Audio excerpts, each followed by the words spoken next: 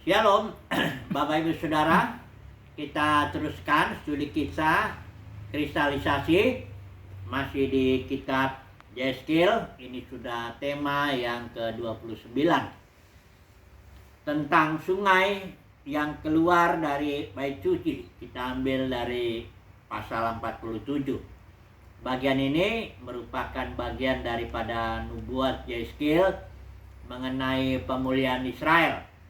Kita tahu bahwa ketika nubuat ini diberikan, Yeskil sudah dibuang ke Babel dan kerajaan Yehuda itu sudah runtuh ya tahun 586 sebelum Masehi.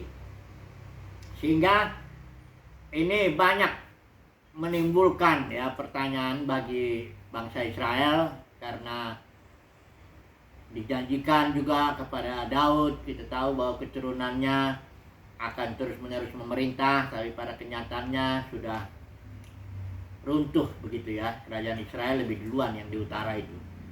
Nah, ini ada nubuat yang ini sebenarnya nubuat sungai yang keluar dari bait suci, masih sambungan daripada karena bait suci juga sudah hancur, jadi ini sambungannya tentang bait suci sebenarnya. Tapi bait suci yang dilihat oleh Nabi Yeskil itu ada air keluar. Ini ada dari pasal 47 ayat 1 sampai ke ayat yang ke-12. Tentu kita nggak usah baca semua ini. Kira-kira ceritanya begini. Kita tahu bait sucinya itu ya ukurannya 500 hasta kali 500 hasta.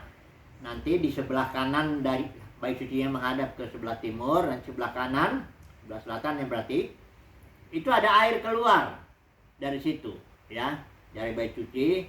Dan air ini semakin lama, semakin panjang, itu semakin dalam dia, seperti sungai. Jadi kalau itu malaikat yang memberitahu itu dikasih tahu, diukur dulu 1000 hasta atau 500 meter kurang lebih itu.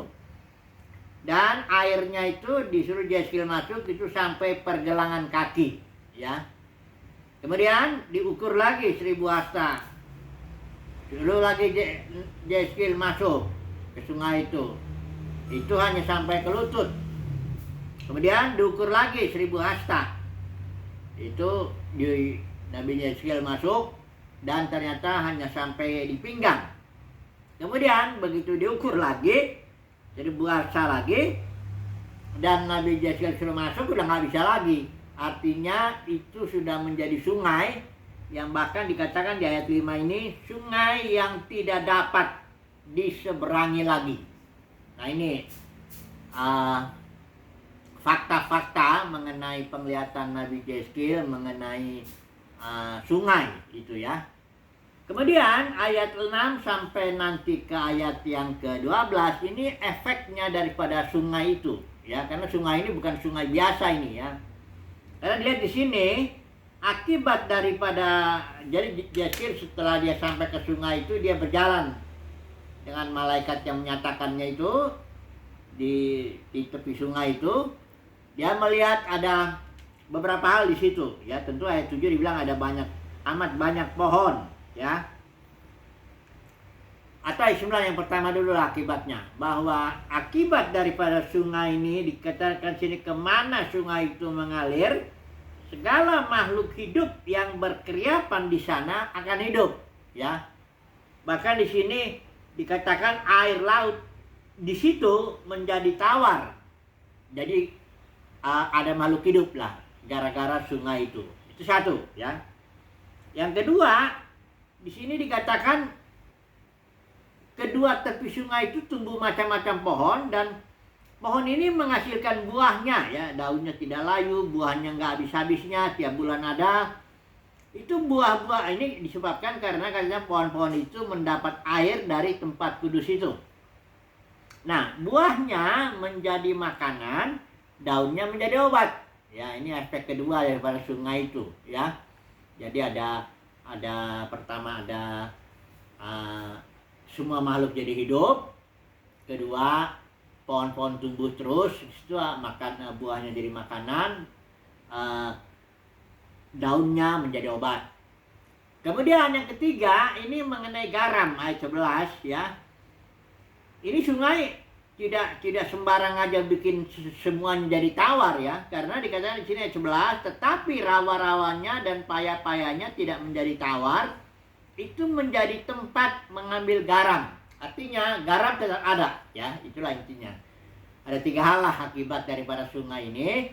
Yang pertama, segala sesuatu makhluk hidup jadi hidup ya, karena jadi tawar yang dilewati sungai itu. Kedua, ada pohon yang terus berbuah, buahnya menjadi makanan, daunnya menjadi obat. Tapi juga ada garam, ya. Nah, ceritanya seperti ini, ya.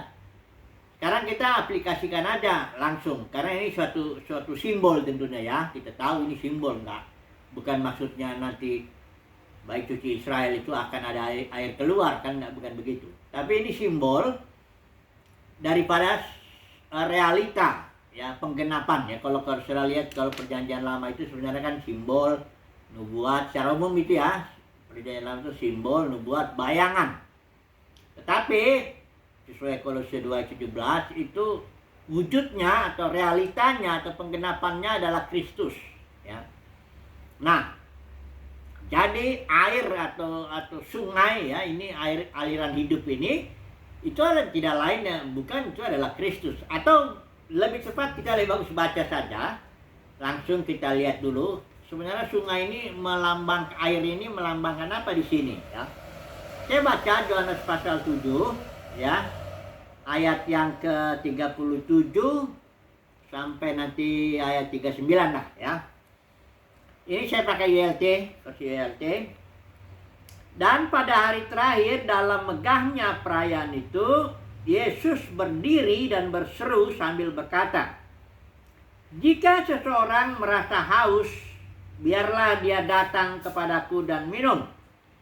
Siapa yang percaya kepadaku, sebagaimana yang telah kitab suci katakan, dari lubuk hatinya," batinnya itu maksudnya, roh manusia itu, "sungai-sungai akan mengalirkan air yang hidup."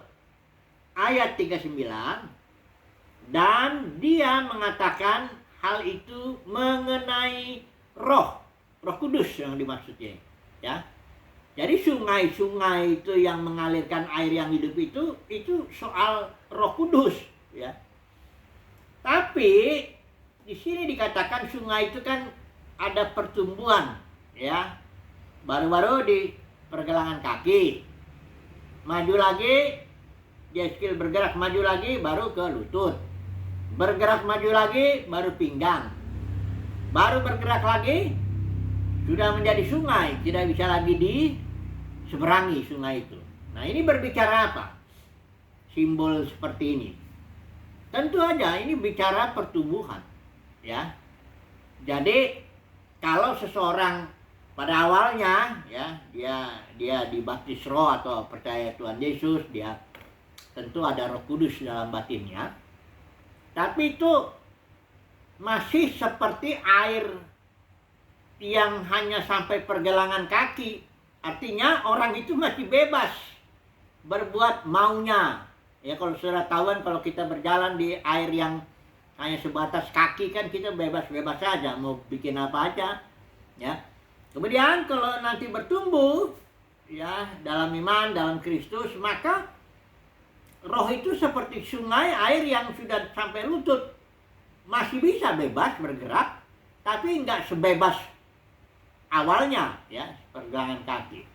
Kemudian bertumbuh lagi, orang itu lebih percaya lagi pada Kristus, bertumbuh dalam Tuhan, maka nanti sampai pinggang rohnya, airnya ya. Itu udah mulai dia tidak bisa sebegitu bebas dia memilih menentukan jalan hidupnya.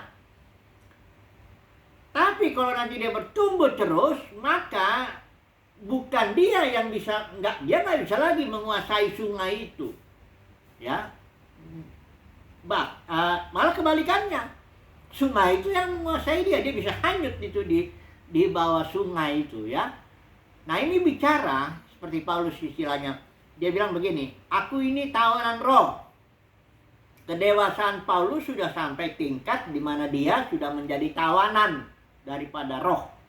Artinya dia dibawa saja kemana dalam penginjilannya, dalam pelayanannya, dalam kehidupan sehari-hari. Dia tidak bisa lagi, bagiku kata Paulus, hidup itu adalah Kristus. Dia sudah dipenuhi dan dikuasai sepenuhnya oleh roh atau oleh Kristus, ya. Dia tidak bisa lagi menentukan apapun. Maka Paulus bilang, aku nggak tahu apa yang akan terjadi kepadaku di depan, ya. Hanya dia tahu bahwa ada sengsara, penjara menanti aku. Tapi aku nggak peduli. Yang penting aku menyelesaikan tugas yang Tuhan berikan padaku. Jadi Paulus sudah sampai ke tingkat dia tuh tawanan roh, ya. Kalau dalam seperti J.S.Kiel ini, itu sungai air hidup yang dalam batin Paulus itu sudah sampai ke tingkat ya jadi sungai, ya udah nggak bisa lagi diseberangin, nggak bisa diatur, ya. Nggak bisa lagi dia ngatur Tuhan, ya. Ada banyak orang kan kalau masih baru percaya dia masih banyak ngatur Tuhan, ya. Kayaknya Tuhan dijadikan pembantu malah kadang-kadang. Tuhan tolong ini, tolong aku punya rencana ini gitu. Tuhan disuruh ngebantuin rencana dia. Tuhan suruh bantu apa yang dia mau gitu loh, ya. Ini kalau Paulus nggak bisa lagi. Sama juga seperti Petrus itu waktu Yesus bilang, pada waktu muda engkau ikat pinggangmu, engkau berjalan menurut maumu sendiri, ya. Tapi kalau nanti kau sudah tua, aku akan ikat pinggangmu dan kau akan serahkan itu ikat pinggang itu, talinya itu serahkan kepada orang lain, dan orang itu akan bawa engkau ke tempat yang engkau tidak kehendaki. Nah inilah ya bicara pertumbuhan itu, ya, bahwa seseorang kalau memang benar dia terus bertumbuh, maka dia sudah nggak bisa lagi ngatur Tuhan. Dia tidak bisa lagi hidup semaunya gue gitu, ya, kira-kira begitu, ya. Dia harus menjalani apa yang Tuhan tetapkan sendiri. Tuhan sudah atur sedemikian sehingga dia mesti jalanin, ya. Mau senang kek, mau enggak kek, itu bukan masalah, ya. Mengikut Tuhan itu kalau sudah dewasa, kita bukan soal apakah kita itu diberkati atau tidak, itu nggak ada urusan. Apakah perasaan kita senang atau nggak, apa diterima orang lain atau tidak. Apakah kita ini macam-macam, itu nggak ada urusan. Karena melayani Tuhan atau mengikut Tuhan itu artinya melakukan kehendak Tuhan. Apapun yang Tuhan mau bawa kepada kita, ya kita harus terima. Ya itu namanya kalau sudah dewasa, tidak bisa lagi atur-atur hidup sendiri, tidak bisa lagi atur-atur Tuhan, ya. Nah, apalagi ngedagangin, karena Roh Kudus ini dalam pelayanan bisa juga ya ini kan didagangkan gitu, ya. Yang simbolnya minyak itu bisa dijual. Karunia roh yang mujizat apa semuanya, kesembuhan apa semuanya jadi barang dagangan gitu, ya. Ini itu tanda bahwa orang itu emang ya masih mau ngatur sendiri, ya. Dia belum sampai ke tingkat seperti Paulus atau Petrus, ya, sudah menjadi tawanan roh. Oke, ini yang pertama pengertiannya. Sungai itu yang dilihat oleh Nabi J.S.Kiel itu seperti pertumbuhan Roh Kudus secara pribadilah di dalam seseorang, ya. Ada pertumbuhan, ya, dalam kehidupan kita pribadi sebagai orang percaya. Ada peningkatan dalam penguasaan Roh Kudus atas diri kita, ya. Ada peningkatan. Kita sudah makin dewasa, akhirnya benar-benar kita dibawa ke tempat yang seperti Petrus, bahkan di tempat yang kita nggak suka, ya. Di situ kita dibawa oleh Tuhan, ya. Nggak bisa ada pilihan maunya sendiri, ya. Oke, ini pribadi, ya, yang kita terapkan. Kemudian pertumbuhan roh atau pertumbuhan air hidup atau sungai ini juga bisa diterapkan kepada umat percaya sebagai komunitas atau gereja, ya. Mari saya baca dulu ayatnya, ya. Ayatnya ini ada di Kolose 2 ayat 19, ya. Kita baca dulu ini. Saya tetap pakai ILT. Kolose 2 ayat 19. Saya bacakan. Dan yang tidak berpegang teguh pada kepala, yang daripadanya seluruh tubuh. Nah, ini bicara tubuh Kristus, ya. Dan yang tidak berpegang teguh pada kepala, yang daripadanya seluruh tubuh melalui sendi-sendi dan urat-urat, karena ditunjang dan diikat bersama oleh urat-urat dan sendi-sendi itu, Maka tubuh itu tumbuh dengan pertumbuhan yang dari Elohim. Sebenarnya terjemahan yang tepat tuh tumbuh dengan pertumbuhan Elohim.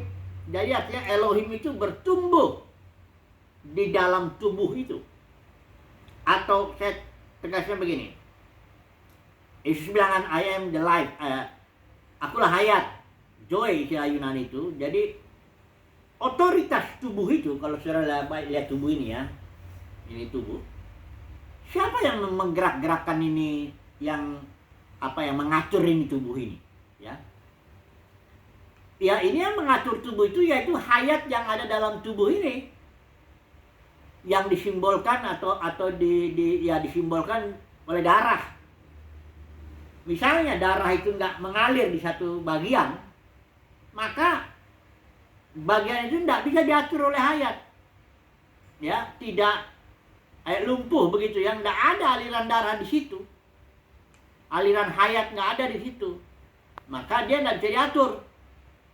Atau dia bergerak-gerak tertentu ya tanpa ada pengaturan, itu tandanya dia tidak dialiri, ya, tidak diatur oleh hayat. Karena otoritas daripada tubuh itu, organisme, ya, itu ada hayat tubuh itu.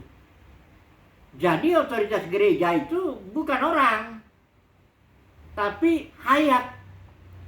Hanya hayat Kristus itu dia memakai, dikatakan di sini, melalui sendi-sendi dan urat-urat, dia mengikat, menunjang tubuh dan mengikat. Itulah fungsi daripada sendi-sendi dan urat-urat, atau fungsi dari para pemimpin tubuh. Inilah yang ini bicara body leadership, kepemimpinan tubuh, bukan kepemimpinan yang nanti saya mau bandingin dulu kepemimpinan denominasi yang sekarang. Karena gereja yang mulanya itu adalah organisme, sudah pecah menjadi puluhan ribu denominasi. Itu yang dirusak itu sebenarnya otoritas. Kalau organisme ini otoritasnya Roh Kudus, ya, hayat atau Roh pemberi hayat, ya terserah lah saudara mau menyebutnya apa. Itu sebabnya gereja mula-mula yang diuraikan di Kisah Para Rasul yang ada 28 pasal, itu ada istilah roh itu, roh dipenuhi roh, bisikan roh, penuh Roh Kudus dan sebagainya, Roh Kudus melarang, Roh Kudus dan sebagainya semuanya. Itu ada 70 kali muncul istilah itu, ungkapan itu, hanya dalam 28 pasal Kisah Para Rasul yang menjelaskan gereja mula-mula. Jadi orang yang baca satu kali aja Kisah Para Rasul udah kelihatan, ya. Ini berarti yang atur di gereja, atur pergerakan ini, baik pergerakan Petrus, pergerakan Paulus, pergerakan Yohanes, pergerakan murid-murid, bahkan Ananias, Ananias yang murid yang hanya disebut satu kali itu, yang disuruh oleh Roh numpangin tangan ke Paulus, itu semuanya Roh Kudus yang atur. Memang ada pemimpin, ada rasul-rasul, ada penatua di situ, ada 7 diaken diangkat untuk ngatur uang. Tapi itu hanya urat-urat dan sendi-sendi dalam tubuh. Sama sekali dia tidak punya otoritas. Petrus, Paulus, Yohanes sama sekali tidak punya otoritas. Orang Petrus, Paulus aja tawanan kok. Ya Petrus juga kayak tawanan juga, diikat. Orang lain yang bawa. Jadi tubuh gereja mula-mula itu organisme karena otoritas yang berlaku di situ adalah otoritas hayat. Siapa itu hayat? Ya Yesus lah. Langsung, makanya dalam Matius 23 Yesus bilang, jangan seorang pun di antara kamu disebut pemimpin, karena aku pemimpinmu. Jadi dalam gereja Tuhan Yesus sudah bilang, bukan gak ada pemimpin, karena Yesus sendiri dalam Efesus 4, dia kan bilang, aku memberikan rasul, nabi, penyiar, pengajar, untuk memperlengkapi orang kudus.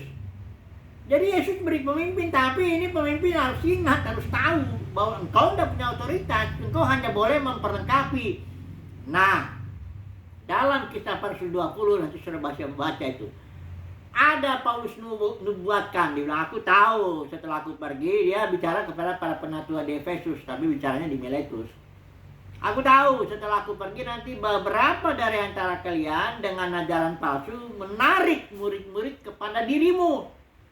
Jadi para pemimpin ini ngangkat diri gitu loh, ya. Tarik murid kepada dirinya dan dia berotoritas. Jadi kejatuhan gereja itu esensinya adalah kejatuhan dalam hal otoritasnya. Oh, ini sebenarnya parah sekali. Ya, yang tadinya gereja mulanya otoritasnya otoritas hayat, organisme itu otoritas Yesus, dirampaslah otoritas ini oleh para pemimpin. Kalau saudara lihat di dalam Kisah Para Rasul 20 ayat 28-30 itu karena serangan serigala ganas kepada para pemimpin, akhirnya para pemimpin bangkit yang meninggikan diri, tarik murid kepada dirinya. Itulah dia memecah tubuh Kristus. Sebagian murid-murid ikut pemimpin ini, sebagian ikut pemimpin ini. Kadang-kadang nama pemimpinnya itu juga disebut, misalnya Lutheran, Calvinis, Wesleyan, ya, Mennonite, Simon Meno atau semuanya itu. Atau berdasarkan ajaran Pentakosta, Karismatik atau apa. Pendeknya intinya, ini para pemimpin penyakitnya ini, dia ini meninggikan diri, merasa berotoritas, tarik murid-murid kepada dirinya. Bukan cuma murid-murid yang ditarik, duitnya juga pasti ditarik, karena namanya organisasi, katakan. Karena gereja udah dari organisme menjadi organisasi. Ya mau nggak mau, kalau mau hidup harus cari duit, nggak bisa ya kalau nggak ada duitnya.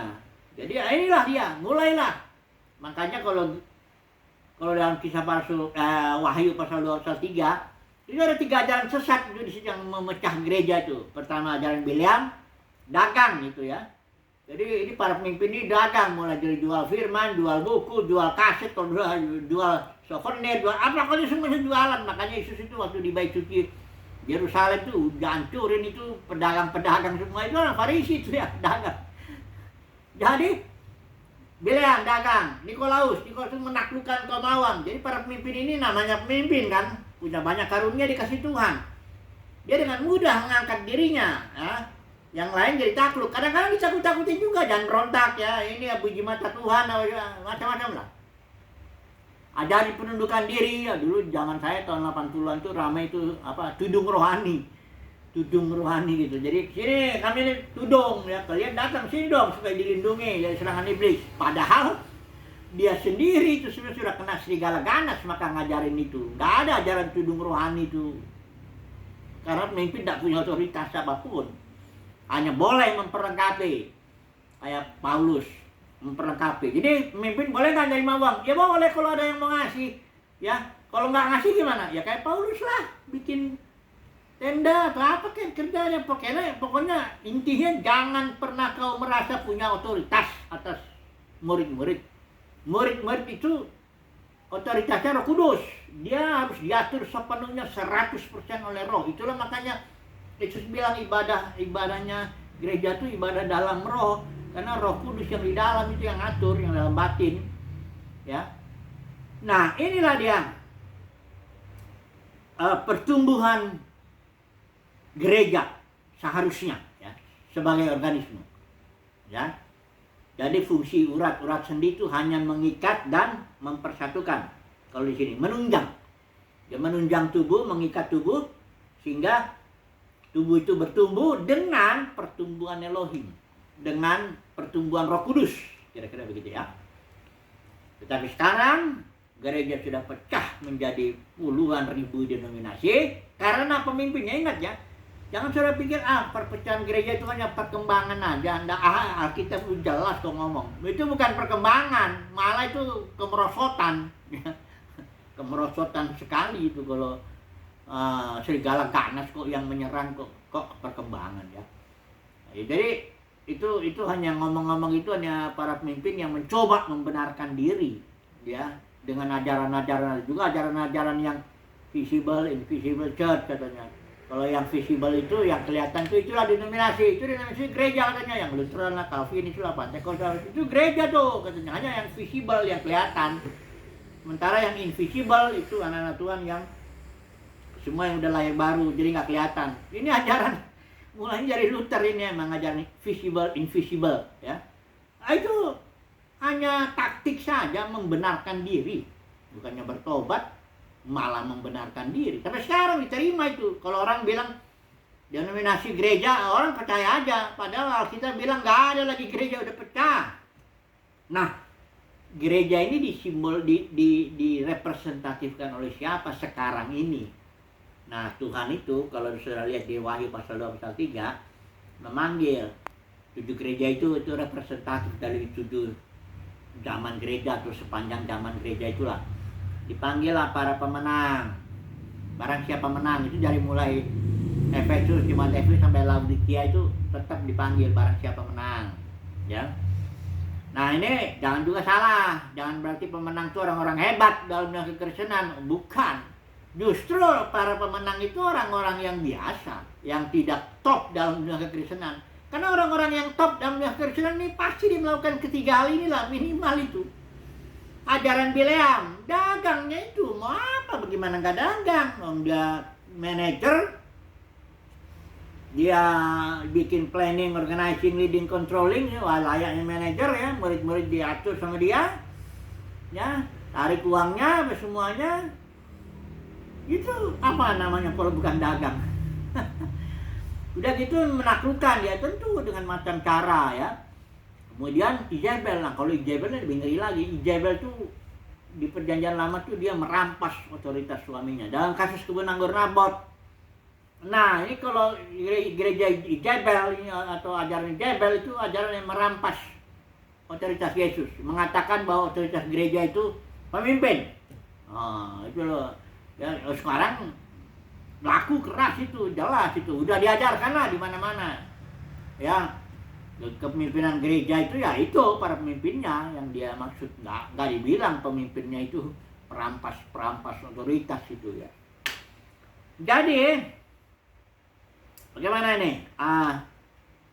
Kita balik lagi dulu sebentar ke fakta-fakta sungai ya yang mengalir ini ya. Apa ini maksudnya bagi orang Israel? Ya. Bagi orang Israel, ini kan ada di bait dia, atau gini, saudara lihat itu, kita nggak usah baca lah itu. Yerusalem baru yang di zaman langit dan bumi yang baru itu ada sungai juga di situ. Atau kita lihat dulu sebentar lah, ya. Ada sungai juga di situ, tapi sungainya mengalir dari tahta. Wahyu pasal 22. Dan dia menunjukkan kepadaku sungai air kehidupan yang murni, jernih seperti kristal, yang keluar dari tahta Elohim dan tahta anak domba. Yang pertama kan penglihatan Nabi Yeskiel itu air keluarnya dari bait.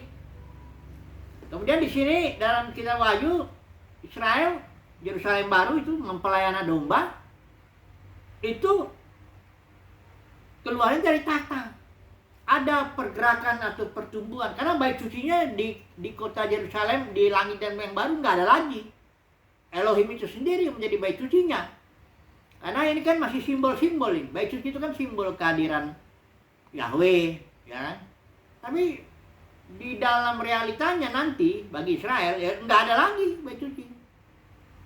Sudah langsung tahta di situ yang mengatur kehidupan Israel, ya.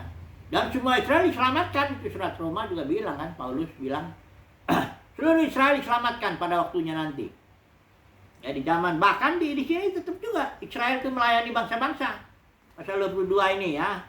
Pasal 22 ayat 17 ini saya baca nih ya. Dan roh serta mempelai wanita, ini mempelai wanita ini secara khusus bangsa Israel ya. Karena perjanjian antara Israel, antara Yahweh dengan Israel yang diperantarai Musa itu sifatnya suami dengan istri. Kalau saudara lihat ini atau ini ya, supaya jelas ini dulu ya. Di mana itu? Yeremia ya, 17 Yeremia 31 ya. Di situ dibilang bahwa Yeremia 31 sifat dasar. Ini karena ini penting ini, Yesaya 31 ayat 31. Saya baca ya. Ayat yang ke 32. Bukan seperti perjanjian yang telah aku buat dengan leluhur mereka pada waktu aku memegang tangan mereka untuk membawa mereka keluar dari tanah Mesir. yang terhadap perjanjianku ini mereka telah melanggar Israel itu. Walaupun aku, kata Yahweh, telah menjadi suami bagi mereka, firman-Nya. Jadi sifat dasar perjanjian antara Yahweh dengan Israel itu adalah seperti perjanjian suami dengan istri. Suaminya Yahweh, istrinya Israel. Ya, makanya kalau Israel berzina, kalau Israel itu nyembah berhala, itu dipandang perjinahan. Ya. Kalau perjanjian baru sifat dasarnya bapa dengan anak. Makanya gereja itu kalau sudah bertumbuh, sudah jadi akil balik, dia akan mewarisi, sama kayak seperti anak itu kan mewarisi, ya. Kayak Yesus itu kan mewarisi otoritas, segala otoritas surga di bumi, otoritas bapaknya, ya. Nah, jadi di sini perjanjian mempelai wanita itu, mempelai domba itu secara khusus adalah bangsa Israel. Walaupun dia kalau kita perluas pengertiannya ya bisa juga berarti gereja juga, gereja pemenang, ya. Jadi di sini Israel tetap melayani, bahkan dikatakan di sini di ayat 17 bagian terakhir ini. Roda serta mempelai wanita berkata, marilah. Dan dia yang mendengar biarlah dia berkata marilah, dan dia yang haus biarlah dia datang, dan dia yang mengini biarlah dia mengambil air kehidupan dengan cuma-cuma. Jadi kasih karunia masih ada di zaman langit dan bumi yang baru. Di zaman di mana Israel telah pulih total, tetap dia menjadi berkat bagi bangsa-bangsa.